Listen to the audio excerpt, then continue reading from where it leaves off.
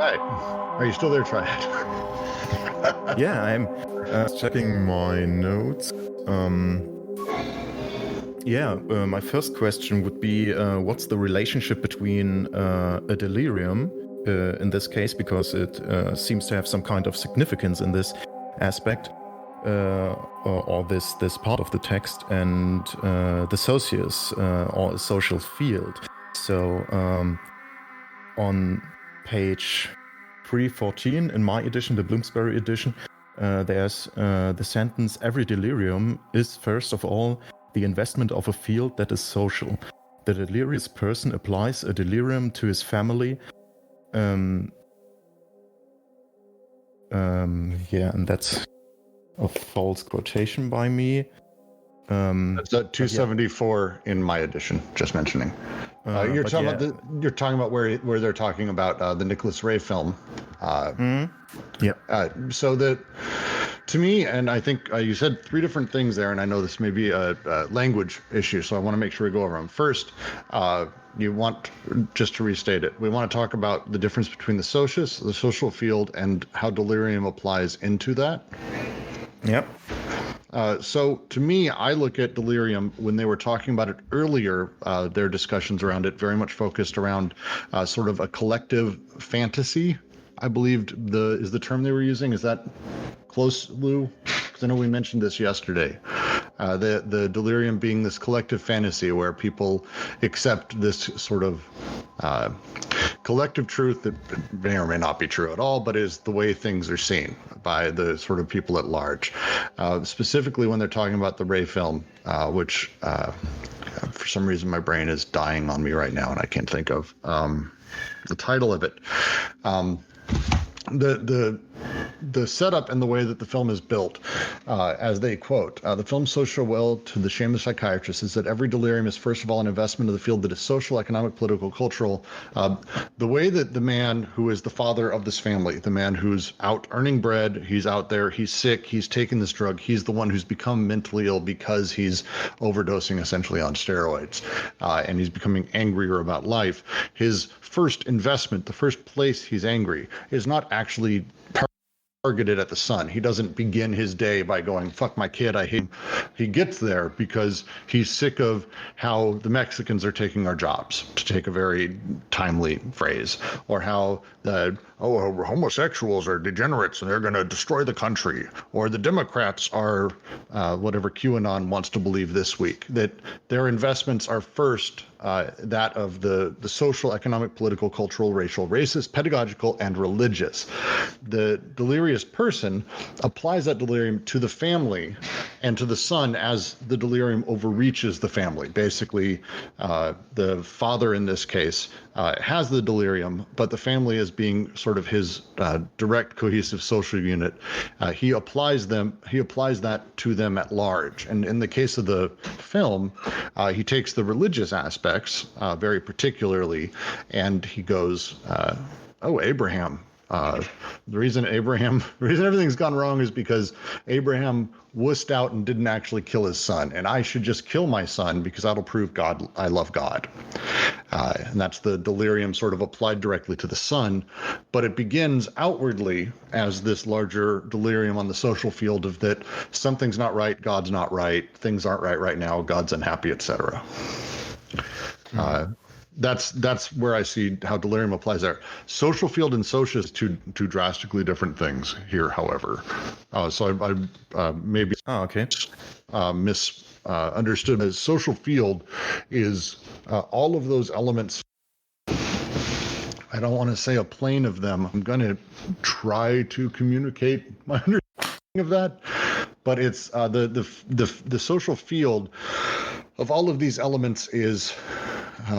I'm not going to be able to communicate this super well. I don't think they're the same thing, the socius and the social field, though. And that's it. That's all I got. I'm not going to be able to communicate it super well. Sorry.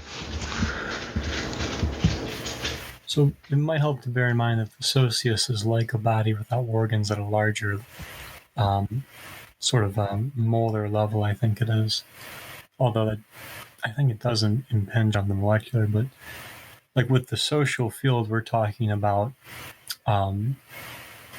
like what they're talking about stock and like an inventory, the investments, codes, and territories related to more or less the cultural. But I suppose too, like the social field, I don't think has to be like the people of Liechtenstein. I think we can leave it in connection with like a certain group dimension. Now that I'm seeing Brooks' points, the bullet points, I was puzzled right now on the drawings, and I have to say, and excuse my language, fuck the Bloomsbury edition. I have no drawings at all in this edition. So I'm quite confused, and I was let me snip some for you, and I can toss them into the chat. That will help, I think. Yeah. I have the other edition open now as a PDF, and I was trying to imagine these diagrams as they were describing them, and it would have had helped if I could see them as they intended them. And you probably were just like, "Oh, Brooks is insane today. That's good." The drawings. Before we go into the drawings, could I circle back to the question of delirium? Yeah, let's stick with that. Please, we'll get back to all of this, because there's even more stuff. We're fortunate to have Terrence Blake on Twitter, I guess, listened to our podcast, and I believe that Terrence, hello, welcome. It's exciting to have you here. Dropped a few notes on some things that actually I think are worth us bringing up too. So we've got a lot to go over. So let's take our time and make sure we get through all these points smartly. So please continue, Jack. Cool. The reason I want to circle back to it is I've got the Semiotet's Hatred of Capitalism reader, and one of the interviews in there is between an interview with Deleuze and Guattari called Capitalism, a Very Special Delirium. I just want to read a couple passages that might help clarify what they mean by delirium. So this is Deleuze talking. He says, I'm going to skip around a little bit, but underneath all reason lies delirium, drift. Everything is rational in capitalism, except capital or capitalism itself. The stock market is certainly rational. One can understand it, study it. The capitalists know how to use it, and yet it is completely delirious. It's mad. In this sense, we say the rational is always the rationality of an irrational. So, right, like this is Weber irrational rationality. So it seems like already they're kind of setting up a parallel there where delirium is kind of like a delirious desiring. To go just a little bit further, let's see here. What is rational in society is the interests being defined in the frameworks of society, the way people pursue those interests, their realization. But down below are desires, investments of desire that cannot be confused with the investments of interest, which he'll later call the rational, and on which interests depend in their determination and distribution, an enormous flux. All kinds of libidinal unconscious flows make up the delirium of this society. The true history is the history of desire. Let me skip just a little bit further. Here we go. Our delirium and interest, or rather desire and reason, note the connection, distributed in a completely new, particularly so-called abnormal way in capitalism. We believe so. Capital, or money, is at such a level of insanity that psychiatry has but one clinical equivalent, the terminal stage. In other societies, there is exploitation, there are also scandals and secrets, but these are part of the so-called code. There are even explicitly secret codes. With capitalism, nothing is secret, at least according to the code. This is why capitalism is so-called democratic and can seemingly publicize itself, even in the juridical sense. So then they move on into like legality and that. But I think what they're getting at with delirium is they're talking about how all these desires sort of relate to one another, and how, especially in the social field, in relation to like the socius of capital, it's like an irrational rationality. So like desires countervail with each other. With decoding and deterritorializing, there's no, there isn't a harmony. But what do you guys think? Is my take, does that make sense? Do you agree, disagree? I was muted that whole time. I have been talking for about a minute and a half and wondering why people were just talking over me. So, let me try again. Jesus Christ. I think I had a salient point at one point. I wanted to go over the social field because I think the thing we're talking about here is how delirium covers that. The social field on page 265 of my edition, which is at the end of chapter 3, section 11, and where they actually get into where Oedipus kind of comes back into this. Where it happens is in the social field, and they define it as where everyone acts and is acted upon as a collective agent of enunciation. An agent of production and anti-production. That is where the social field is. The term here that's really important is collective agent of enunciation. This is not the unconscious. This is the actual active social field. Enunciation is about where you make, it's not statement, it's where you actually are in the act of speaking, the act of interacting, the act of doing these things, where people act and are acted upon. That is the social field. So in delirium, this is not a thing that sits inside of our unconscious and wanders around particularly. This is where and how people talk about the way the world works. How we act upon the world is in this collective delirium. In this case, we're talking about capital, but specifically in capital, we're talking about all of this being reduced ultimately, as they say, to quote, to Oedipus, reduced to Oedipus, where everyone now finds himself cornered and cut along the line that divides him into an individual subject of the statement and an individual subject of enunciation. Again, that difference between statement and enunciation. I think Kent will be joining us because I think a lot of that is Kent and I have been doing deep dives into and really, really liking it. But that's specifically where the social field is. And so that places it in a very different place than the socius, which is sort of that at-large way that history, body without organs kind of thing. Did my mic work this time? Yeah. Yes, it did. Okay, good. And it was helping, definitely. And in some sense, it reminds me of an earlier version of social fields from Pierre Bourdieu.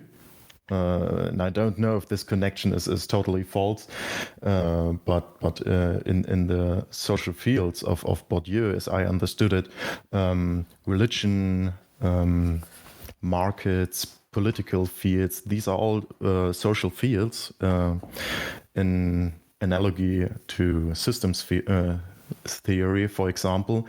And these are operating with specific codes and with specific operations within these fields. And maybe delirium is some sort of code that is very repressively used as this primary code that is induced into other social fields or aspects of this field in other social systems.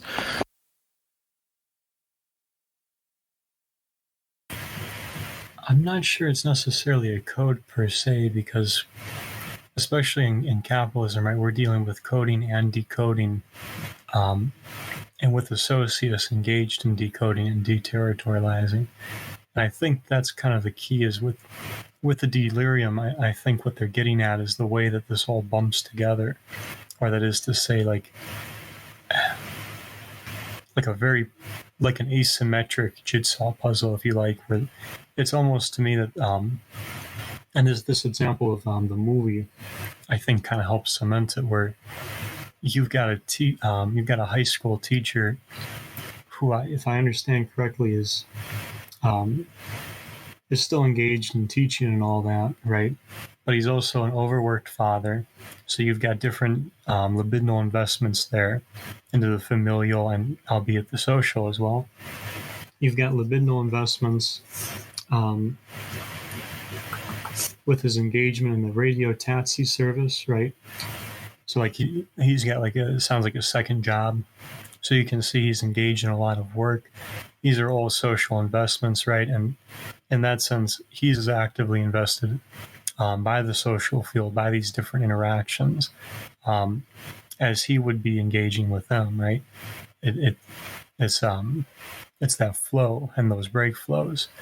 With that, I think this contributes to delirium in the sense that this is all leading to like this isn't something, these kind of desires have a certain, like they're saying, like a delirium about them in the sense that, like, yes, it seems like you want to do these jobs, but at the same time you don't want to do them, right?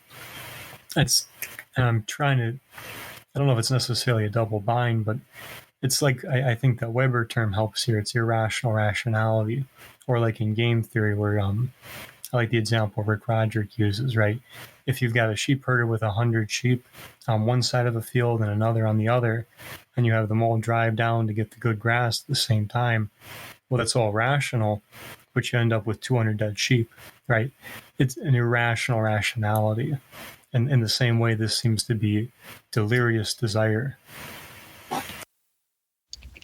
would also say one of the things, and this is going to be something we're going to be, I think, struggling to integrate over the course of the next few sections, as we talk about coding and as we talk about territorialization, the re-D and territorialization. I'm just not going to say all three words. It's too much. One of the things we have to start doing is also bringing in the way that they talk about the two different types of investment, the paranoiac and the schizophrenic, because those are two different types of even thinking about coding or how these things get invested or how we work inside of those. I'm just going to read through Holland on this.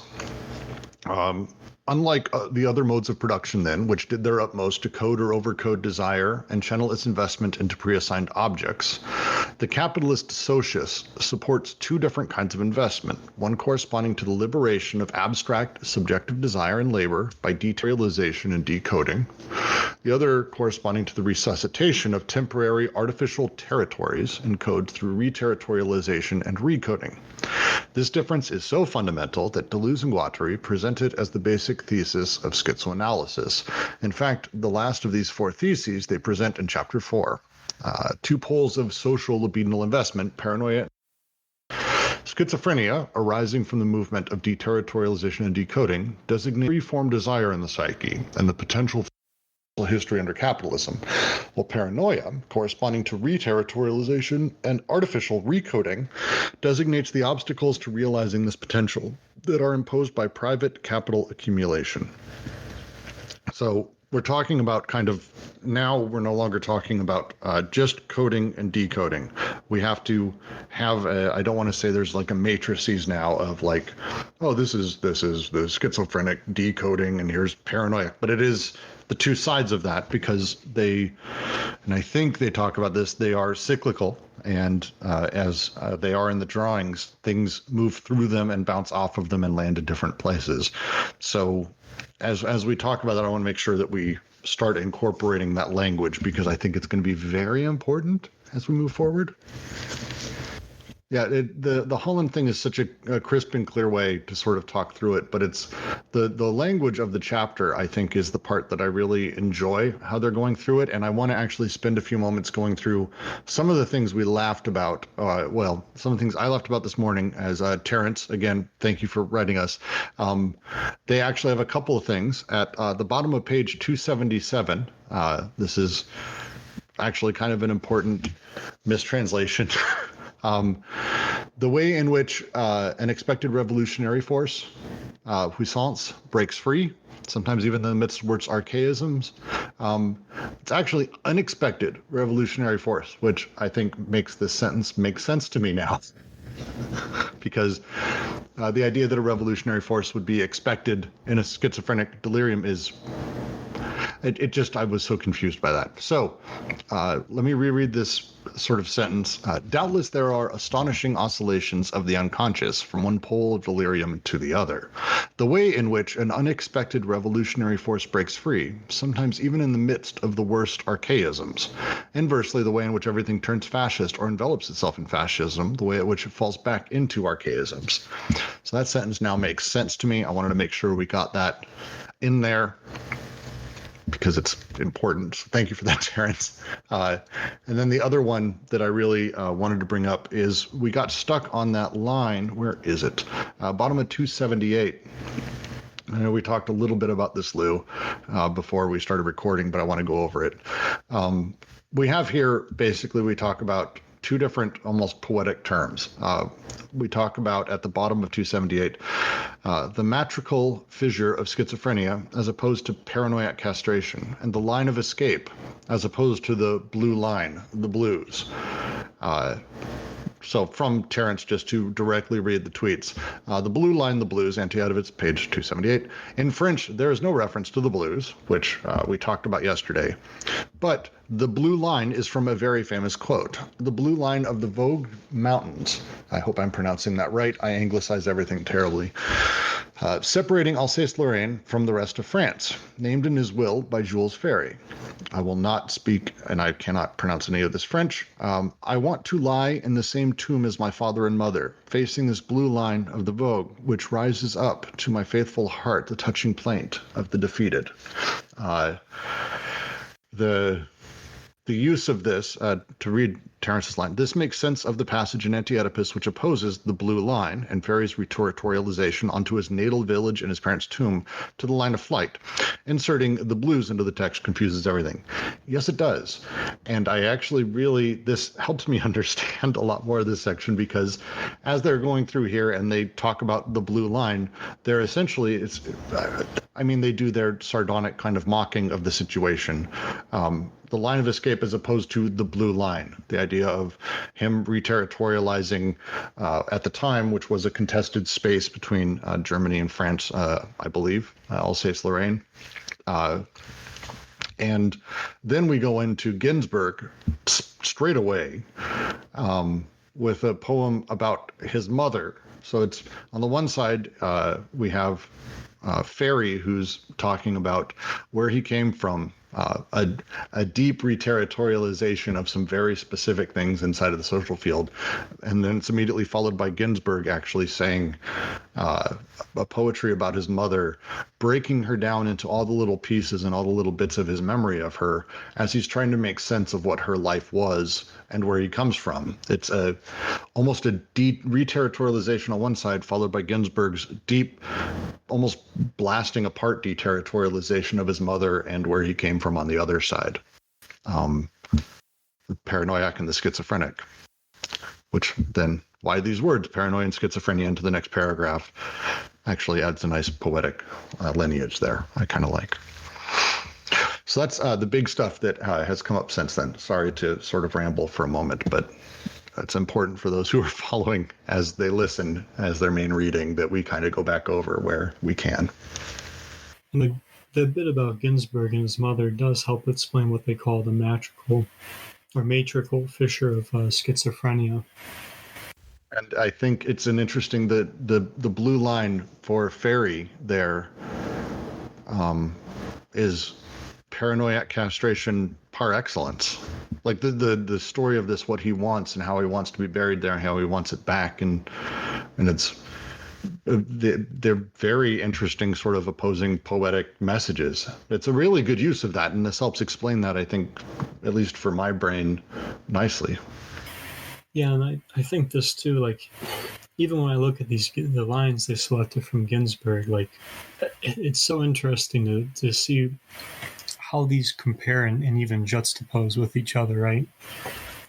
Especially if we are talking about a fissure or otherwise like a line of escape, right? Where like the Communist Party is situated next to a broken stocking, or a fear of Hitler is almost immediately followed by her chin of Trotsky and the Spanish War, right? Three like really interesting historical references there, right? A fear of Hitler. So, right, like we're talking about fascism. We're talking about like what would seem to be a revolutionary investment. Definitely not turning out that way, right? Or even sort of begin that way. But likewise, so too with Turgenev Trotsky, right? Like this is almost like a Picasso style poetry where like these different images are like, they work so well in contrast with one another, especially following that up with the Spanish War, where if I remember correctly, like the socialists of Spain are fighting for something that is comparable with what might have occurred in the Russian Revolution, but I don't think the Bolshevikism is really privy there, right? So once again, it's a stark contrast. I would like to go back a little bit into, I think, a little bit more of a foundational question I have, because as I reread this last night and as I was listening, because I posted up the recording already, so I was re-listening to was going through it, I realized I have a failure of understanding with the concept of what it means here, how it can be applied, and how I should be taking in this concept. They kind of open up, let's just jump, it's the bottom of page 275, that paragraph. Hence, we are confronted by three unavoidable conclusions. From the point of regression, whose meaning is only ethical, it is the father who is first in relation to the child. The paranoid father applies the son. Guilt is an idea projected. I understand the second part of that, but what is the point of view of regression? What does that mean? I don't know I don't understand what regression means in this sense, and they use it a lot in this section. Can I ask a question of Ken? Hopefully your mic is working. Could you tell us a little bit about regression as it relates to therapeutic practice? I mean, I can try. And it depends on, like, but I guess since I'm the young guy next to Kent here, there's this concept of like the lowering of the mental level, and it's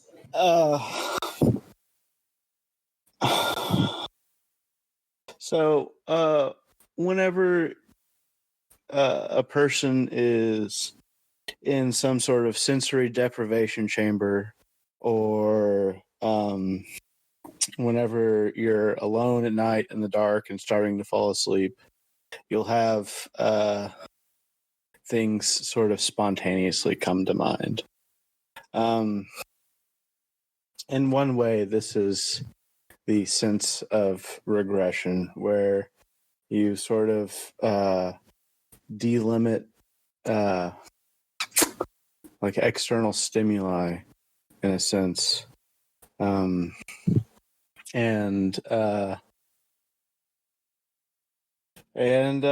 products come up. But so there's this idea that regression is a negative thing, and that you can do something magical like regress to an earlier period of development, or like infantile regression and whatnot. And that's, I don't really know how that came about, to be honest. Regression is this this process by which, I mean, you don't try to make things happen. I mean, there's a certain spontaneity to it. I'm not doing a great job, and we just went over it in Volume 8, so I'm sort of failing myself here. But there's this idea that there's, some sort of reparative material in the slime that you may find in the quote-unquote depths. But it's not, there is no depth to it. and it's not necessarily slime either. It's just things that people would normally substitute with other things, and that's repression. Repression isn't like pushing something asunder. Repression is substituting something for something else, and that's why repression's always the return of the oppressed. So whenever you kind of don't, whenever you take away some sort of external stimuli, the substitutions sort of aren't there. So whenever you have the return of the repressed, the quote unquote original material is what returns.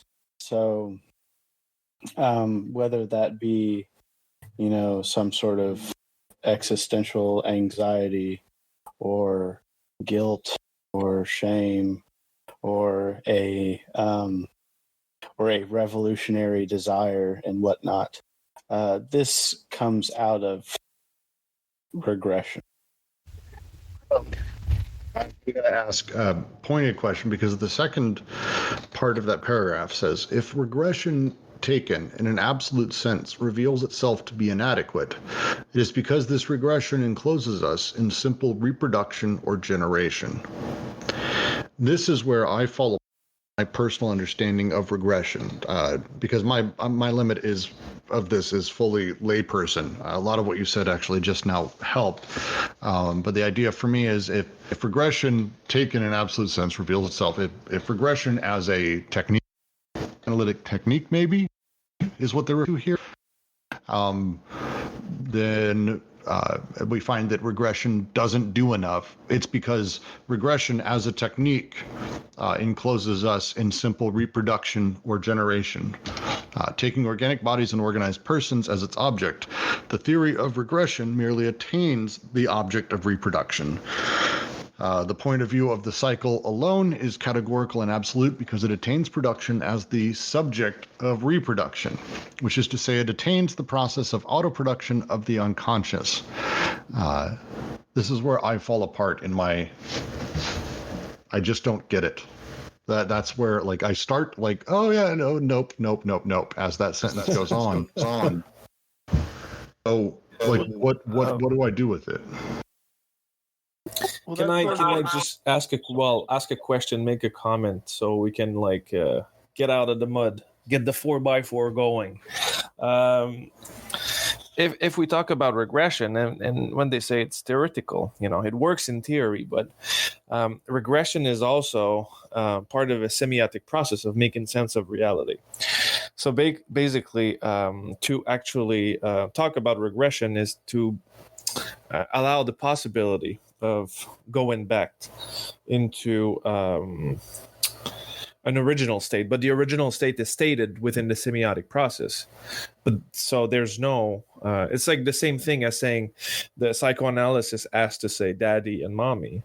It's to reframe it into a semiotic structure, but to frame it into that manner produces the subject that is engaged within the regression. So to say, as they may have said before, it's similar to Oedipus itself, where if we're analyzing the world with Oedipus, it's, hey, look, everything looks like Oedipus. Yep. If we use regression as it is now and we look at the subject in a very specific way, hey, look, it turns out the subject looks like how we expected it to. It's every psychoanalyst has a hammer. Every patient looks like a nail. Yeah, because it's a form of coding or mapping. So if you produce a map of the individual or the social through a particular structure or thought organization, the social will resemble the map that you made. Okay, so my understanding, I'm gonna try to say this another way because I'm sorry I'm stuck on this point. Regression, as I've kind of handled the concept in my head over the course of my life, is that regression inside of psychoanalytics and inside of psychology is basically trying to get me as a person, as a subject, to find the archetypes of my pain within my past and try to talk about them in incredibly simplistic ways, and try to find them.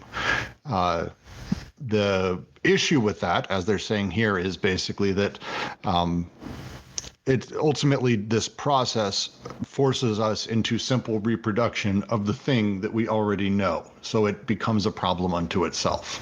That it's basically like Oedipus, it is generating the thing that is actually causing the problem somewhat.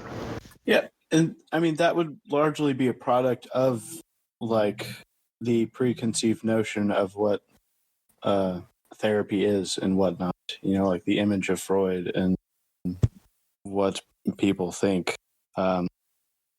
like free association does and whatnot, and how it brings you back to daddy, mommy, and me. But insofar as it's possible to not have those preconceived notions, that's not what comes out of it. It's like a phantasmatic trip of sorts. Like you have no idea what's going to show up behind your eyelids, you know. Yeah, That's supposed to be the ideal, not the not taking me back to my primal scene or even my traumas. yeah, I think the thing here though is if we go back to Roger's comment. Oh, go ahead, Kim. No, I was done. Oh, gotcha. If we go back to Roger's comment and we start thinking about this in terms of the generative and regenerative, right? So, like, based on what Ken's elucidating for us, it sounds like regression is a way of, I mean, in a Jungian sense, it's probably something like bringing the unconscious into some level of consciousness, right? But in a more general sense, it sounds like what we're doing is we're trying to access memories, right, or content in some manner, or maybe break flows, right? We're sort of tracing libidinal flows at some level, right? In terms, and the reason I bring up memory here is it sounds like, and I really like Roger's use of the phrase like a point of origin, right? So it sounds like we're trying to, it's not that we're really going back to a point where things happened to us or where we made those associations, right? It's that we're bringing that point forward to us more so, right? And in that way, it's regenerative. So, like, in a productive sense, like when we connect with these memories or these associations, right? These conjunctions, if you like, or just these signs, these codes. In that way, I think what they're talking about in terms of it being regenerative here is that you're reproducing things, right? You're reproducing the memories, you're going through them again, yeah. And in that way, I think what they're getting at here is that that view of regression, it sounds good, right? But I think what they're getting at is that, so let me give a passage here. This leads psychoanalysis to develop an absurd theory of fantasy, in terms of which the father, the mother, and their real actions and passions must first be understood as fantasies of the child, the Freudian abandonment of the theme of seduction. Right, so like they're getting into like how fantasies, like what we're accessing in this process is becoming a fantasy or a play out of the Oedipal, right? And in that sense, it's reproducing the Oedipal, right? Which is kind of one of the big takeaways that Roger and Brooks were talking about. Hello.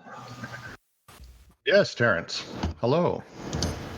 I'm not sure if this is relevant, but for me, the regression is part of the sort of two movement for deconstruction that Deleuze use.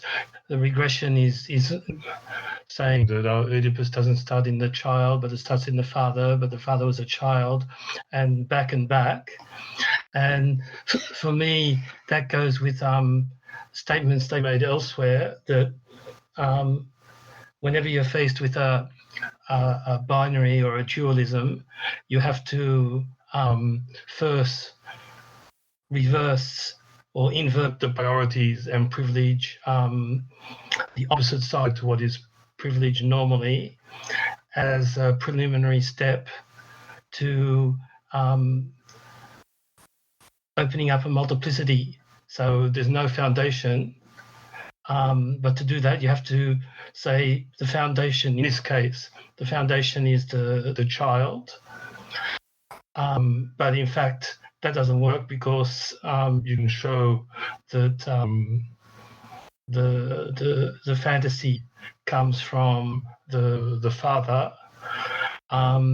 But a child is sort of seems to be a unit because we confuse social reproduction and biological reproduction.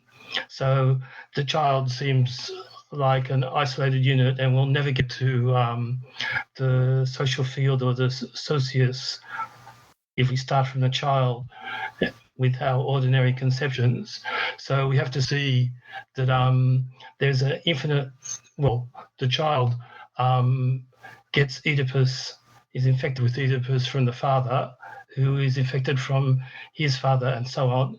And then that what makes the father a father is a social determination. So the first step is saying, if you're going to do regression, or if you're going to do filiation, there's this difference between filiation and alliance as well. If you're going to do filiation, you're sort of forced into a regression, but then you see the regression is infinite, and the way out of that is by saying that in fact it's not the father as biological unit, but it's the whole social field. So the multiplicity of assemblages and inscriptions that generate the complex. And the delirium comes in because Deleuze often says that an assemblage, as he's using it, has two faces. The machinic face, which is desire, in a sort of separated out, purified sense of desire, because the other face is the collective assemblage of enunciation. And that's, for me, the delirium. So desire, often he talks about it as if it's desire and delirium are sort of one and the same. But once you start making the distinction between the machinic face and the enunciated face, you assign delirium to the enunciative face of this double-sided assemblage. As a short answer, I'm going to say no, but I think it will be. I think it's going to have to process. If you had just said one point, I think my brain would have been able to catch up. But well, I want to say everything at once because I've been trying to talk and I haven't managed it up to now. So for me, 1 point, regression is tracing the complexes of the child to the father, and then going back further and further because the father was a child. So for me, that's the sense of regression that is being referred to there at that beginning of chapter 4. so if It's not this hypnotic regression or regressing into the womb or whatever. It's this explanation by filiation and tracing the filiation back. I mean, that's so first, thanks, because that's good to know, because that means I was reading this differently than I should have been. So regression in this sense almost means trying to boil down things to where they really come from. What is the story in this case? And we quote, Luke quotes on 274, Oedipus's first is first the idea of an adult paranoiac before it is the childhood feeling of a neurotic. So it is that psychoanalysis has much difficulty extracting from itself an infinite regression. The father must have been a child, but was able to be a child only in relation to the father, who was himself a child, in relation to his father, and et cetera, ad infinitum. That's the regression that they're referring to on the next page in 275. That makes more sense. Okay. That was my understanding, and I had trouble to bring that together with the psychoanalytic jargon we discussed later, and that meaning of regression. But I've actually looked up where they first mention regression and progression, and they have in the second chapter on page 108,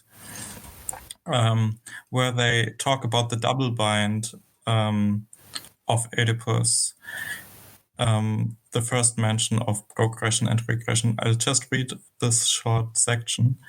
But psychoanalysts are bent on producing man abstractly, that is to say, ideologically, for culture. It is Oedipus who produces man in this fashion and who gives a structure to the false movement of infinite progression and regression. Your father and your father's father, a snowball gathering speed as it moves from Oedipus all the way to the father of the primal horde, to God and the Paleolithic age. It is Oedipus who makes us man, for better or worse, say those who would make fools of us all. The tone may vary, but the message remains basically the same. You will not escape Oedipus. Your sole choice is between the neurotic outlet and the non-neurotic outlet. So I think this is the first time they really talk about regression in this sense in the book on page 108, and I think this really feeds into this is basically complementary with this quote about from the beginning of I just stopped talking. I can't talk. Sorry. Let's take a second. Let's go ahead and stop on regression because I think we've kind of solved that one. Regression is referring to this concept of looking back, seeing how things have become. To try to say it, Terrence, I'm going to attempt to see how things are formed inside of the social field over time, backwards, whatever it may be. That's regression, the progression, regression as we look back. In this case, they're talking about Oedipus. We obviously can't just say it starts with the child because that's insane. Child is obviously influenced by the father. Father makes the child the neurotic, but at some point that turns into the paranoiac, which is the father. Which at some point a father did that to that man when he was a child, and so on and so on and so on. So that's the regression they're talking about. And again, I think the same line is generally accurate. This regression encloses us in simple reproduction or generation. We know the form of it. It will continue to be that form as we look backwards. There's really no point in doing that. It's ad infinitum, and that doesn't help us at all to be able to say ad infinitum. So that's the issue they're discussing here. Is that fair, I think? Is that a short version? Lou, Jack, Terrence, if I'm completely fucking up? Sounds right. And I think Terrence is gone. He's jumping back and forth. I think his mic is having issues. He's been trying to communicate and talk, and Discord is not being super helpful for him, sadly. I think so too, though. I should mention too that we're taking on, just for the purposes of contextualizing this conversation, we are taking on two of the three errors of psychoanalysis here. Sorry, we're tackling two at once for those of you with us at home. It helps too, though, just to focus on one last sentence here. Guilt is an idea. So right, in terms of like the reproduction and the production, the paranoiac father Oedipalizes the son. Guilt is an idea projected by the father before it is an inner feeling experienced by the son. So right, like there's your mutual investing, right? There's your, the kind of interpretive object offered here, right? Is the father's guilt is projected and internalized by the son. Yeah, there's this kind of mutual investment that appears to be happening here. Since there's a break, I thought I'd mention that another way to look at this is in terms of microgenesis, which is the idea that when gestalts form, they go through a series of stages, and that when you look back at what those stages are in the development of a gestalt, a lot of times the proto figures that pop up in that are very different from the final gestalt, and so you could see these things that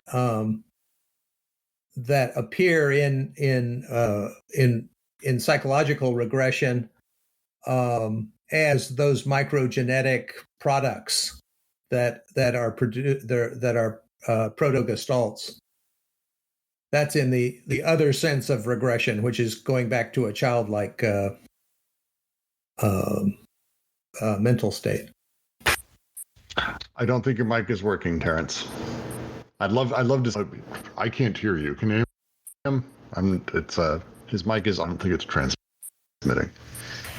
Yeah, I don't hear. Same spot as you. What about that? Is that transmitting? Oh, there you are. There you are. Okay. Although the senses of regression are different, I think there's a sort of point of convergence with what Ken just said, because one of the ways that you can understand the socius is the big other, the symbolic order of Lacan and Zizek. And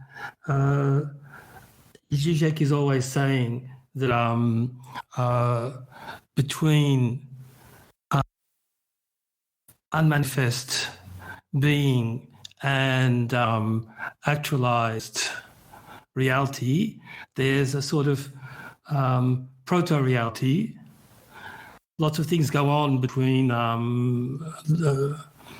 being as void and being as manifestation, and that may join up with what Kant was saying about microgenesis on a collective level. The schizophrenic desire and delirium are the microgenetic proto-reality from which the different symbolic orders or sociuses are constituted.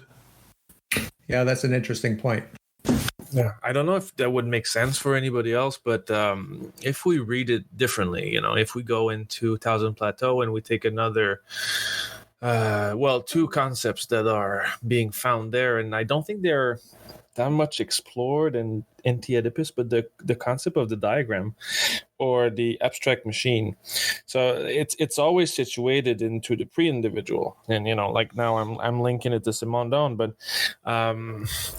it's what's underlying. It would be we're trying to map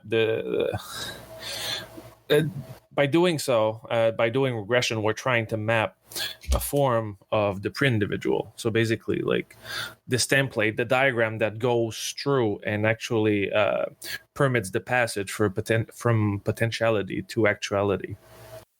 I don't know if that makes sense for you. It's really short as a comment, but I think it helps to like translate it into other concepts. If I understand you correctly, you're saying like the abstract diagram machine here would be like reproduction, right? At I think this theoretical level, where it's trying to trace the pre-individual, right? And I think what can be the trick of the light there is that it would seem like regression takes us back to the pre-individual, but that's not exactly it, is it? Like you're saying, right? Because partly because there's processes, but like we're putting a template on those processes. To do regression is to go back into somewhat of like, I'm going to say something stupid, but like a universal past that, you know, is being reproduced through generation when we talk about like the child and the father. But at the same time, those processes are way more open than the way we try to explain them. And to try to trace back the diagram, we're tracing back to vital processes, but at the same time organizing them into a certain form that is more like out of the semiotic than the real. And that's why it's categorical and absolute, right? Because one, like you're saying, you get the diagram kind of sitting above things and organizing it, right? So it kind of keeps us from going to what's actually there, because we're dealing with the map. But in dealing with the map too, right, now we have the problem of like it being reproductive, or in the sense of like the guilt, which I think is the object they're talking about in that second mistake as well. The object of guilt here getting reproduced now, or now entering the system, or even produced. I don't know if this this jazzy interpretation helps anybody else.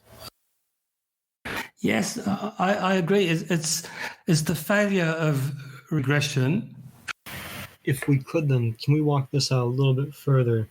Because and again, for those of you following with us at home, we're looking at the second unavoidable conclusions, right? We got a little bit hung up on this yesterday, and we just didn't have the time to really give it a full treatment. But since we're going through these three unavoidable conclusions, the second part of the second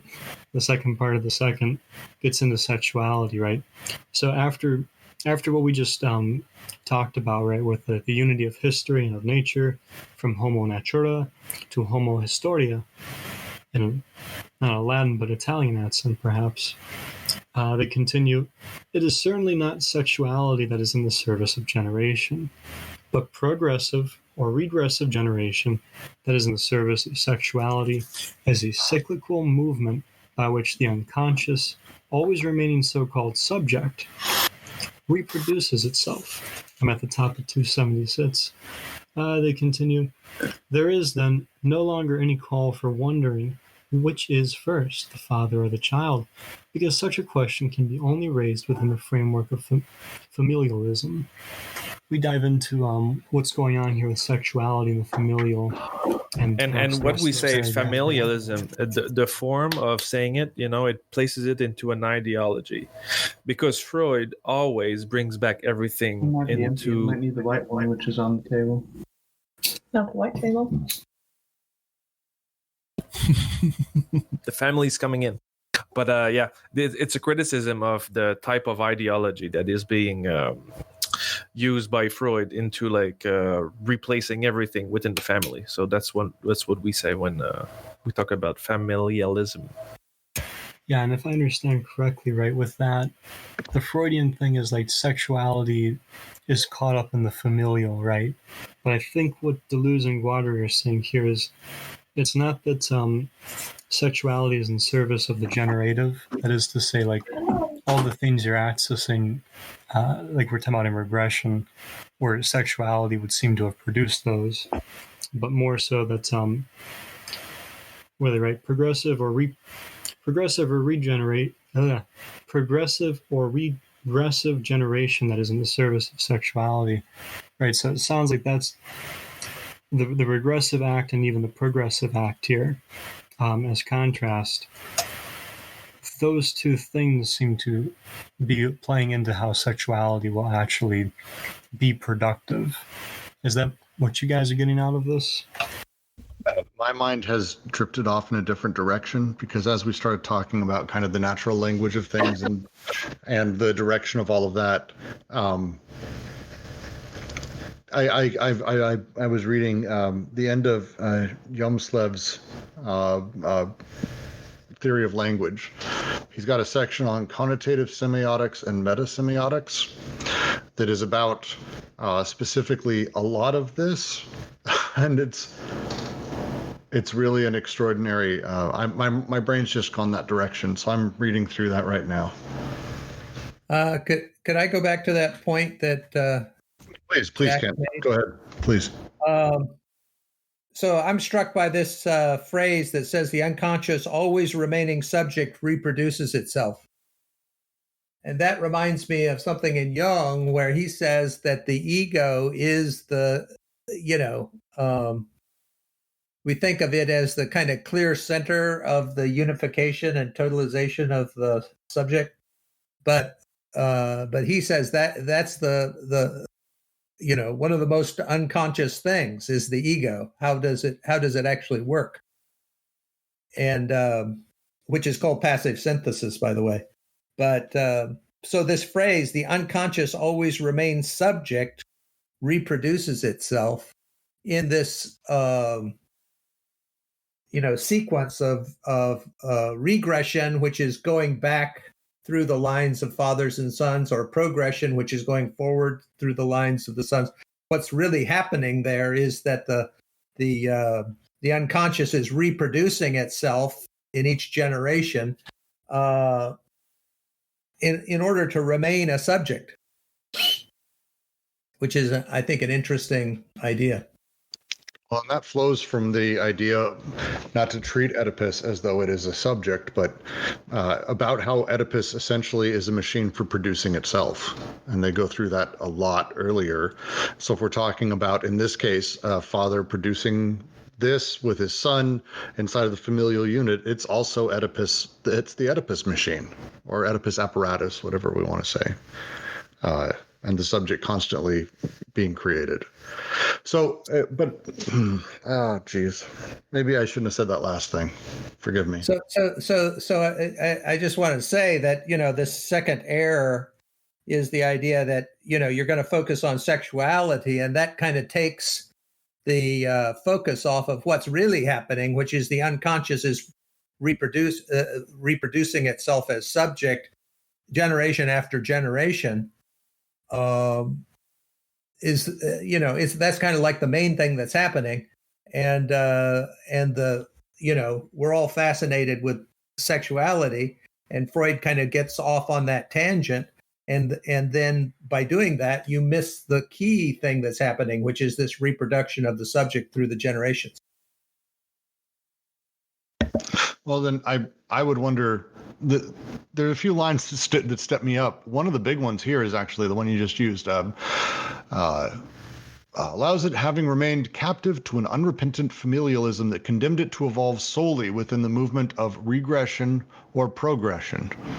I am unfamiliar of another way for a thing to evolve. It's either like that language, I think, is where I'm stuck on trying to understand what they're trying to say here, because is there a third direction a thing can go? Obviously, at some point, we're talking about progressing through the son, then through the who becomes a father, has a son, or regressing, where we talk about the father who had the son, who was once a child, who was a child to another man, who was a child to another man, and we're regressing back. Yeah, but the familialism is the becoming father or the becoming child. You can have it becoming something else. So by framing it into this kind of familialism, you lock the possibility of you offer only a binary possibility of like going towards the child or going toward the father, or like. But if we think about it in outside of the family, in another language, another frame of mind, you offer other possibilities. So it's not so much that they're saying it's regression or progression that is being condemned, but instead inside of that unrepentant familialism that you've condemned this subject to be constantly created and forced into all of this. I would think so. Yeah, the specific roles of the father and the child with specific connotations, like, for example, in the Oedipus complex. Well, the opposite of the filiation is the filiation is the alliance. Yeah. What's that called again? Alliance. Yeah, the alliances. Sorry, it skipped my mind for a second. The alliances, which they say, that it's really the social field. It's like everybody, not just the family. Thank you. Actually, that is helping me understand this a lot better. And it flows with the rest of the chapter more. I suppose a lot of where my issues have been stemming from reading through this is I think I get the overall concept of this section, but there are things said within it that I just don't see how they are either applying or trying to define that main point. And the main point, I think you guys have said exceptionally well here, so thank you. I would like to go into now. Just to say a little something for the context. It's sometimes it's difficult to grasp the idea because when we talk about familialism, for example, we don't think of it as an ideology. But in the 70s, when this was written, the criticism towards Freudian psychoanalysis, this term was used as not derogatory, but almost. So, we miss a lot of context for those writings. So that most of the difficulties, I think, they come from that. So since we've been going through the first and then the second, I'd like to dive into the third, what do I want to call it, the unavoidable conclusions, and dive a little bit more into what I read here is that line specifically. It appears that in the common social field, the first thing that the son represses or has to repress or tries to repress is the unconscious of the father and mother. Again, as I mentioned, and I said, a lot of this is starting to point towards that concept of the machinic unconscious. But it feels here that they're talking about, as they've said a few times, the group delirium, the way that the unconscious has the ability to essentially communicate from parents to child. We essentially have them filtering in the social field to the child. And the first thing the child represses, has to repress, or tries to repress is the unconscious of the father and mother. If they do not, they end up taking those things in and it becomes the basis for neuroses through the rest of their lives. The last part of here is where I'm wanting to make sure I'm thinking about this correctly because it sounds...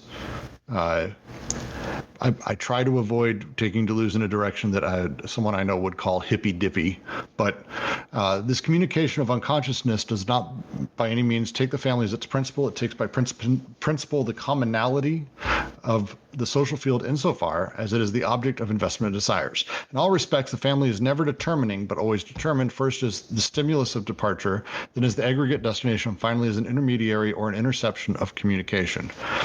The way society forms us and the pressures and the delirium that surrounds us happens at a societal level. And when we're a child, it happens through our parents, essentially, as the social field is filtered by their unconsciousnesses into us almost, for lack of a better word, psychically or through osmosis.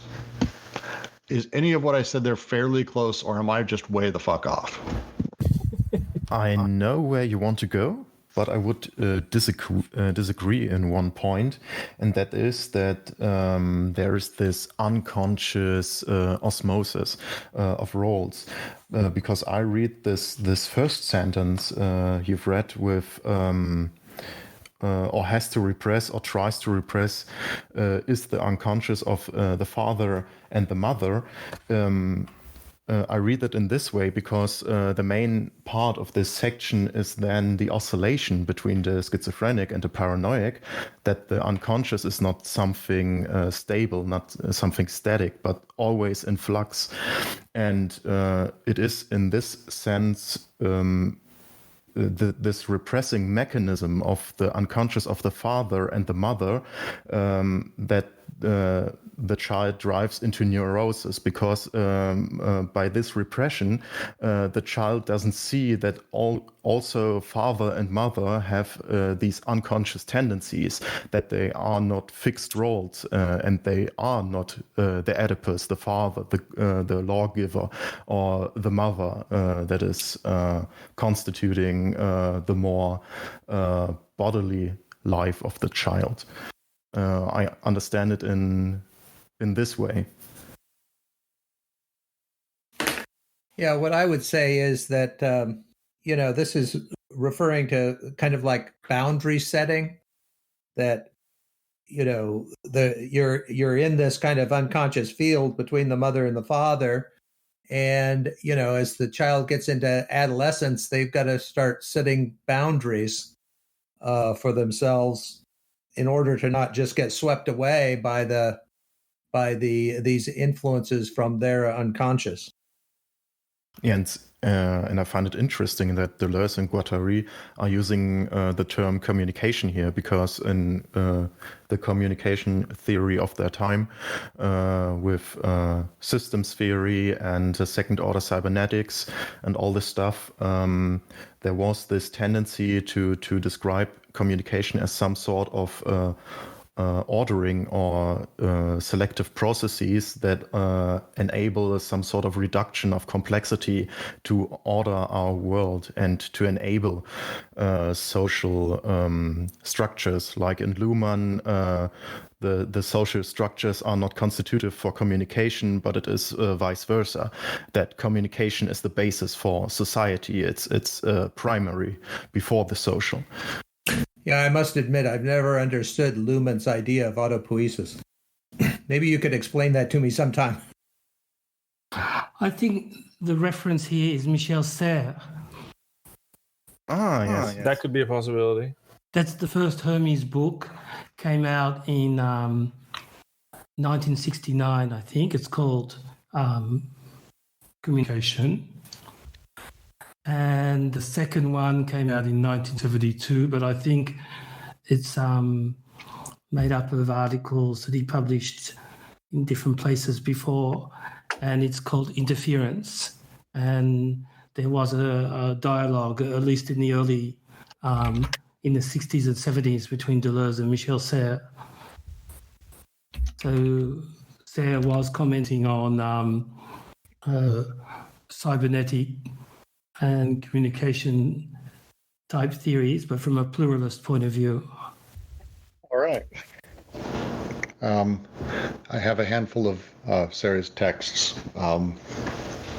I've been told I shouldn't expect more to be done, because apparently his writing is so intrinsically in the French language that I need to learn French in order to fully understand it, which I'd love to say I have the capability of, but I do not. I'll just move in with you and start talking French. You'll be fine. There we go. Yeah, that it doesn't work. I learned whenever I travel overseas or I end up in a country for an extended period. I've been in France for months, China, same thing, and every time I end up being the guy everyone wants to practice their English with. So it's the way it goes. I never get immersed. All right, let's continue. I've covered all of my major questions for this. So if anyone else has things they would like to expand on or to ask about or to comment on, now would be the time. And it's open. Anyone, any questions, anything? I've got something that I'd like to share. So yesterday I put up something on a Post-it. So I made a larger diagram, trying to show the relationship between. Okay, so you're going to have to tell me how to pronounce this name. It's Jelmeslev? Yelmslev. Okay, I'll try. Please keep correcting me. Yelmslev. Okay, so I found an article that talks about the ways that he takes Dessaulles' semiotic system and kind of redefines it in a more rigorous way. And basically, they were saying that the basic split is between content and expression. And then each one of those is further articulated into form, substance, and purport. And then there's another distinction that they make between system and process. So anyway, there's a series of these distinctions that they make. And what occurred to me, and which I mentioned yesterday at the end of our our talk, the reading, was that I have this hypothesis that he's much more important to anti-Oedipus than just the mention that was made of him.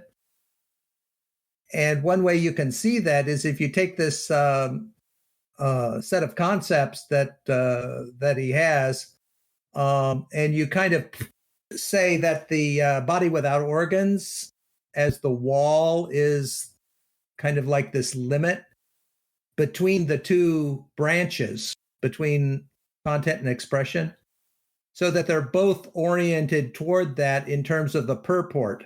So the purport is kind of like the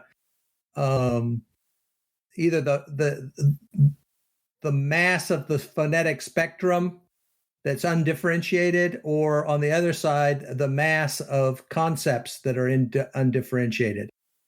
And that basically it's form and substance on either side that are differentiating those. But if you take the body without organs as a single limit between them, then you get this interesting configuration that I'm starting to think is a key kind of model that Deleuze and Guattari are applying almost everywhere in anti-Oedipus. And you're not alone on this, Kent, and I know we've chatted about it lightly, but as I dive into a lot of, and Helmslab really only has one book, and it's basically it's called Language, Prolegomena to a Theory of Language.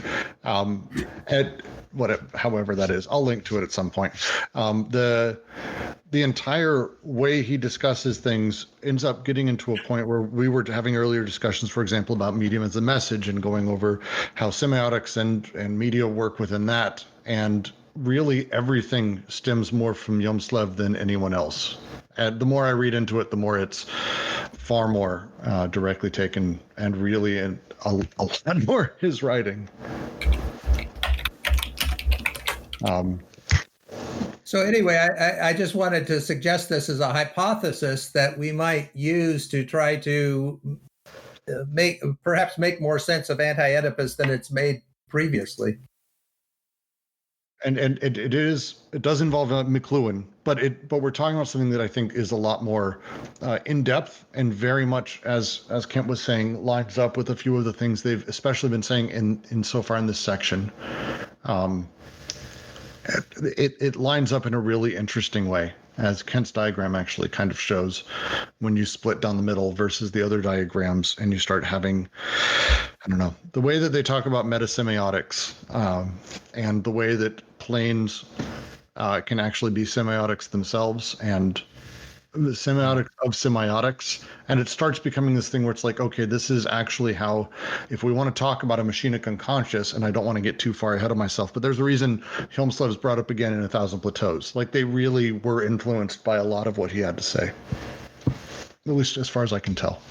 Yeah, it's a tendency in academia as well. One of my professors in Weimar, who is some kind of expert on Simondon and Guattari, is now also digging very deep into Jomslev. But I have a kind of stance against him. So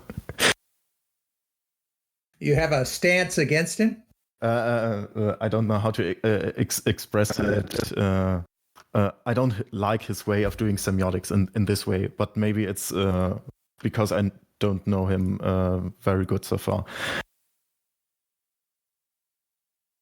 Well, okay, so, but I guess what I'm suggesting is that whether we like him or not. Yeah, definitely. We should definitely look into him to understand.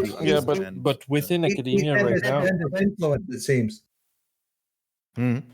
Yeah, but within academia right now, I don't know, at least, in anthropology and where I'm at and how I see things, the interest of Deleuze is to actually move out of the domain of semiotics, but also the domain of representations, because we're kind of stuck into, those images. And by going towards Deleuze, it allows us to actually take account of social and material processes that are producing the individuals.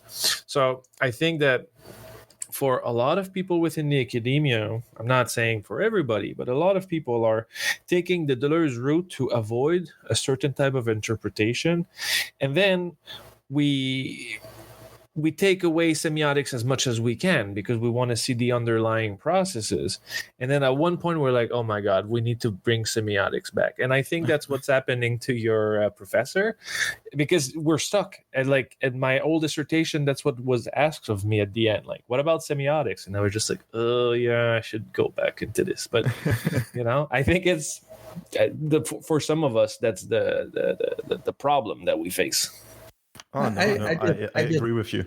It's that I guess this tendency still. This professor I was talking about, he's in media and cultural studies, and there's still this tendency to read Deleuze and Guattari in a semiotic or more like a semiological sense. But in philosophy, for example, in my major, there's more this tendency to read Deleuze now as a natural philosopher and more in a metaphysical way. I don't think you can understand any of these French philosophers without seeing that they all went through a semiotic turn, maybe in the late 50s or early 60s. But semiotic as against semiological. So they looked for other references than Saussure. And that's where Hillslev came in. And also there's another linguist who's very little known called Culioli, because he never wrote a sort of book summary of his position, but he was one of the big figures in the semiotics of enunciation. And if you look at Foucault and Deleuze, they're constantly talking about enunciation, and it's against this backdrop of Culioli, also Oswald Ducrot. But Ducrot wrote real books, but Culioli, he mainly informed other people at university. His ideas are incorporated into the program for becoming a teacher in English or in French, for becoming a high school teacher. And his big thing was the linguistics of enunciation. It's not the statement, it's not the signifiers, but it's at the level of enunciation that you can understand what language is doing. Well, and with Hjelmslev, it's just to bring up where he fits in this, because I think Terrence is really right. The turn that was made was right around the time after Hjelmslev, and it was interesting because as I started diving into other people and deeply invested in his writings or influenced by him or mention him, we've got Umberto Eco, we've got Derrida, obviously Deleuze and Guattari. A lot of people were sort of drawn to him because one of the things he did is he really did a lot of work when it came to breaking apart basically the metaphysics of how science and semiotics work. And so it's whether or not he actually has in himself any good points or not, I think is, even besides the point of what I think is interesting, is his efforts and how he broke down how semiotics work took it to such a point, almost to what Roger was saying, that it shattered semiotics for a lot of people, because it was almost I don't know, to mix my philosophers, it's almost too molecularly broken down to where it starts to lose a lot of its powers and the hierarchy of how it privileges one sign over another. It's really an interesting system. So it's at least interesting. A lot of the stuff and the way he takes on a lot of stuff, you can see it's like in a lot of, say smaller writers or thinkers, he influenced a lot of people. So it's just interesting timing. Well, the thing is that what's interesting about Hjelmslev is that he has non-representability as kind of like part of his system with the purport, because each one of those things are an unarticulated mass. the unarticulated mass of possible sounds versus the unarticulated mass of thought. And so this expression of sense, which is the body without organs, is kind of a combination of those two unarticulated masses, and then flanking that on either side is form and structure. Form and substance that actually gives articulation to those unarticulated masses. Could I ask a question? Yes. Could you say a little bit more about what the body without organs is in your diagram? What it does? So I'm going off of what is said on page 281 about the body without organs being two-sided, and it seems that what the body without organs is, looked at this way, is some kind of inner limit which is the expression of sense. That so if you take the unarticulated expanse of sounds and the unarticulated expanse of thought, and you kind of combine them, that's sense in the two senses of sense, which is sensory and meaning combined. And so that chiasm of sense and meaning that's in the word sense, which I think is the same in English and French, that becomes the body without organs, and then it's articulated at the macro level and articulated at the micro level.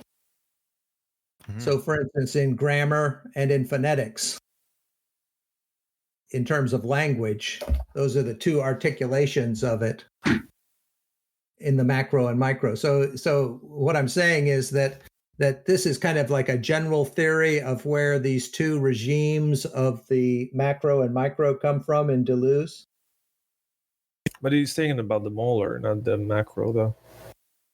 I said macro. I should have said molar. Yeah, because it gives like a spatial scalar perspective instead. Well, okay, so basically, this is lines up with Simondon. I mean, that's the interesting thing about it. It lines up with Simondon and the difference between the trans-individual and the pre-individual. So the individual is in the middle. Yes, because it's always metastable. Yeah, so that's the metastable, and so it's kind of like if you see Simondon and Himslev together as kind of like talking about the same thing, then you get this structure. I have a following question to this. Through this metastable aspect from Simondon, could this be the basis of this oscillation between the schizophrenic and the paranoid that is opposed in this diagram? Because that's one aspect in this chapter that puzzled me a little bit. Where does this oscillation between the two poles come from? Does it come from the body without organs or from the socius? It's a question I asked a bit earlier in the live chat with some quotes attached to it. Yeah, I put the paranoid and schizophrenic into the diagram. I think what this says is that these two levels are operating simultaneously. If you think of it, grammar and phonetics go together, and I mean, they're separable from each other abstractly, but when you're actually speaking, they're completely fused with each other. But it's always the problem of models. So, for example, in disability, we put, there's an ecology of relations between the person and the environment. And then we have the actions. And, we try to represent this into models. So the schema that we use, put on one side the individual, on the other side the environment, and then actions into a third box. And in the middle, we put a black box called interaction, or, the flux, where everything happens. But the problem of this kind of representation is that in real life, all of this is connected, and all the elements of each boxes are going through one another. So that's the problem of the representation of processual philosophy or theory, because it's, if we break it down, we will reduce it to its representation instead of seeing it as an ongoing process. Yeah, and as Deleuze and Guattari write, these oscillations of unconscious, or in the words of Atro, the image of all human contradictions, and the contradiction in principle is one of the major objects of their schizoanalysis. So I guess we don't need to focus, or we don't have to focus on these specific models. Yeah, but at the same time, we need models to try to explain it to ourselves. But I'll let Ken talk after that. But it's the same thing as the family. In Freud, we process reality through the idea of the family. If I look at Deleuze and Guattari from a materialist perspective, I will see Deleuze and Guattari's theory as a materialist kind of thing. Somebody from an idealist school of thought would do the opposite. So basically, it's always the problem of trying to create a template from the outside. So when we are making a map, as a conceptual schema, we're reframing what's actually being said. So there's always like I'm going to say something bad in this time, but like a transvestite of what's going on. So it's always the risk of it. Sorry, Ken, I cut you. You can go. Oh, that's okay. Yeah, I forgot what I was going to say. Go ahead. I want to jump in because I'm hesitant to say, because when we talk about the two and having some kind of simultaneity or one happening before the other, and basically privileging one over the other at any given time, I'm brought back to early parts of Logic of Sense, where Deleuze literally says that everything is always infinitely divisible into past and future, and everything can be basically everything is two countervailing bodies constantly sort of causing and in relations to each other and causes of each other. This is how this works. This is how these things go together. And at any given time, you can measure almost any level of either side. It's a matter of almost perspective between them. The only thing that exists is the very moment of right now. Not far off from if I were to say that if by measuring a thing you've changed the outcome. Right now, the way that things are is what we're talking about. And so if we're talking about that, there is and I know I said it simultaneity and people made the jokes yesterday, but there is a simultaneity we're talking about when we say that the paranoiac and the schizophrenic are in oscillation. They use the term wave and particle a few times here and in previous chapters to discuss what kind of oscillation means, that we're not talking necessarily about one transferring into the other and transmitting, but that there is at the same time of being a wave, it's a particle, it's measurable, it's everywhere, it's both, it's all of those things. And I'm sorry, go ahead, Roger. No. I know. I'm agreeing with what you're saying. That's that's I think that's the gymnastic of the thought that we need to do. It's see things as intensities instead of categories. So we can measure the wave, we can measure the intensity instead of like just doing an identification of the category that is at play. So basically, all the categories are being there, and they're just like differ in intensity in one situation. So it's a different mindset to approach reality in that manner. It's allowing the paradoxes to tell you what the paradoxes are actually saying, rather than just assuming there's a mathematical purity to it by identifying any specific concrete opposing any other. There's oscillations, there's waves, there's this fuzziness to things. And it's one of the things that has always drawn me to Deleuze, but it's coming, I think, clear a lot more here as we're talking about, Kent's diagram, where the body without organs sits, how we have the oscillations between the paranoiac and the schizo, how we move things, how things are territorialized and deterritorialized. One hand deterritorializing the other as the other reterritorializes the other. And this sort of ongoing back and forth feels like a lot of this stuff. I just wanted to make sure we went over for those listening at home that there is a simultaneity to these things and that it's kind of always in process. One of the things that I'd like to say is that what Deleuze and Guattari are trying to do, and Deleuze by himself before that, is come up with models that indicate non-representability. And I think, my hypothesis here is that Deleuze is using Helmstedt to do that because Helmstedt has this aspect to his semiosis that's pointing toward these unarticulated masses. And so those kinds of models that are representations that point toward the non-representable are a different class than normal representations. And the creativity of Deleuze is to come up with those kinds of models. Thank you. I don't have much to add to that.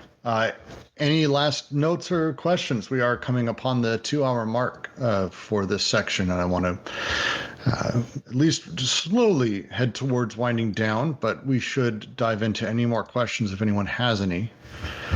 As a note, you should go over to the literature group and make sure that we read the entire Kaddish by Ginsberg this week, just by voting for it, yelling at Jack that we need to do it, setting fire to things, the normal stuff.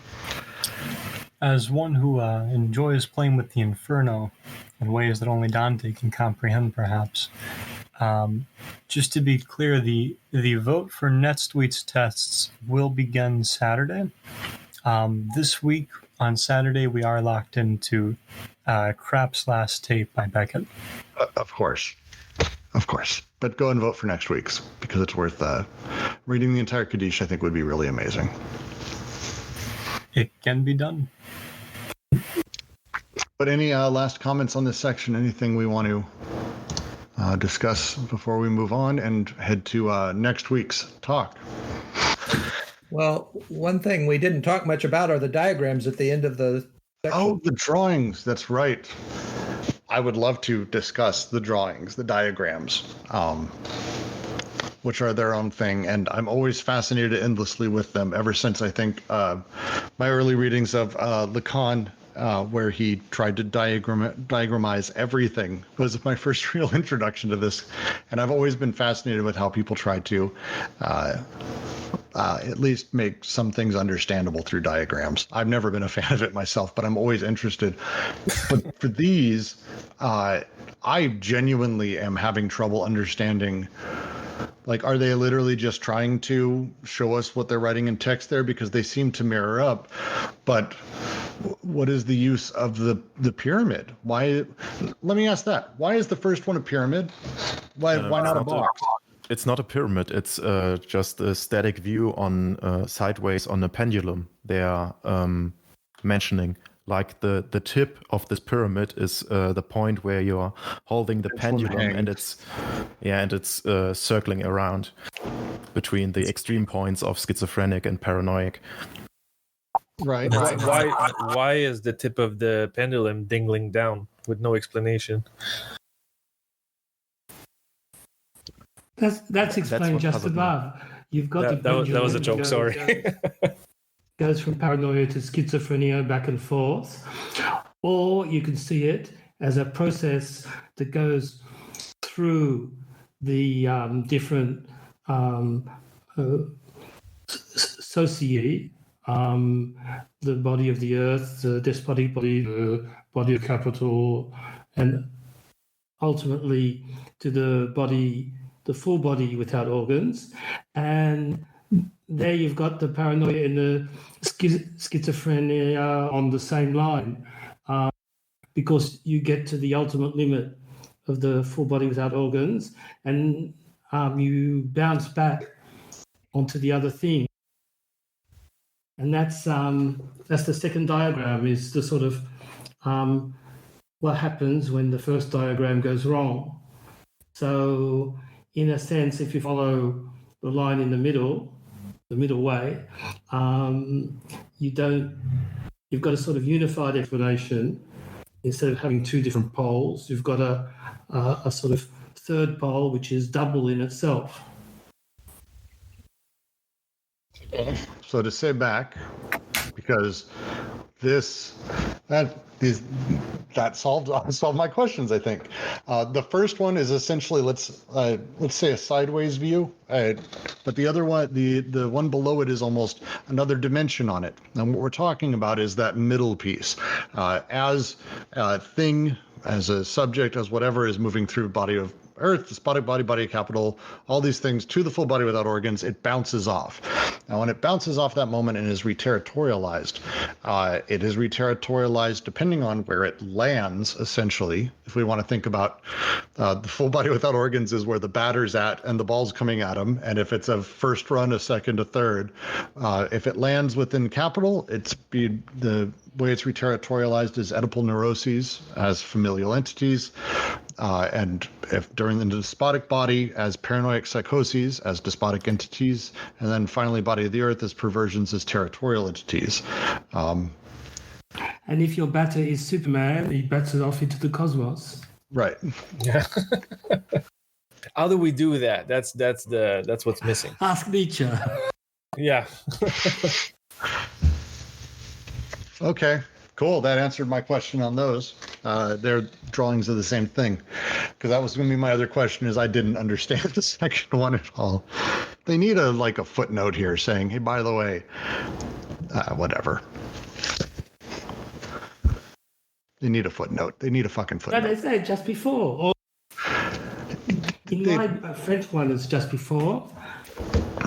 Yes, they do. But they don't say the drawing that's coming up, because I got confused and it's depressing. And you know what? I'm not going to keep saying it. It's just awful now that I realize what I was thinking. But this makes a lot more sense. Thank you for running me through that. Any other things before we head off into the night, day, wherever we happen to be?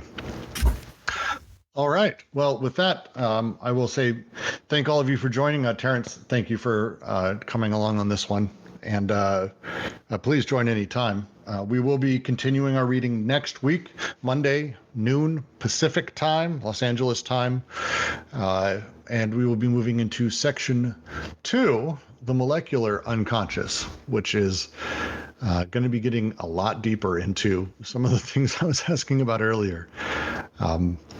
This is where we start. This is where we're going to start having a lot of fun. So I'm excited for next week's reading. Thank all of you for joining. Any other further questions, don't hesitate to post them in the follow-up questions section above. Continue to make jokes, do what you need, and we'll see you guys all next week.